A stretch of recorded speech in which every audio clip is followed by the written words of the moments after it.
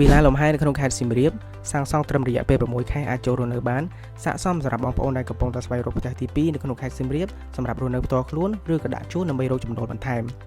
មានទីធ្លាសម្រាប់ចំណតយានយន្តនិងសួនច្បារផ្ទះទំហំ102ម៉ែត្រការ៉េសាងសង់លើផ្ទៃដីដែលមានទំហំ160ម៉ែត្រការ៉េមានអាងហាលទឹកឯកជននិងមានទីធ្លាលំហែខាងក្រោយផ្ទះចំណែកឯខាងក្នុងផ្ទះវិញមានការរៀបចំប្រណិតបន្ទប់ទទួលភ្ញៀវនិងផ្ទះបាយធំទូលាយមានបន្ទប់គេង2និងបន្ទប់ទឹក3វិឡានេះស្ថិតនៅក្នុងសង្កាត់ស្វាយនង្គមចំណាយពេលត្រឹម2នាទីពីផ្សារកន្ត្រក5នាទីពីសាកលវិទ្យាល័យវាលប្រៃ7នាទីពីផ្សារក្រោមនិងត្រឹមតែ10នាទីប៉ុណ្ណោះពីតំបន់ផាប់ស្ទ្រីតនៅផ្សារចាស់កក់ជាមួយពួកយើងលើនេះបងប្អូននឹងទទួលបានការបញ្ចុះតម្លៃរហូតដល់ជាង$8,000ដែលគ្រាន់តែធ្វើការតាក់ទងមកកាន់เพจរបស់ពួកយើងផ្ទាល់ប្រសិនបើបងប្អូនមានចំណាប់អារម្មណ៍ចង់ដឹងពីព័ត៌មានបន្ថែមផ្សេងៗបងប្អូនអាចតាក់ទងមកកាន់ពួកយើងតាមរយៈលេខខាងក្រោមនេះអរគុណសម្រាប់ការទស្សនាយើងជួបគ្នាម្ដងទៀតនៅវីដេអូក្រោយ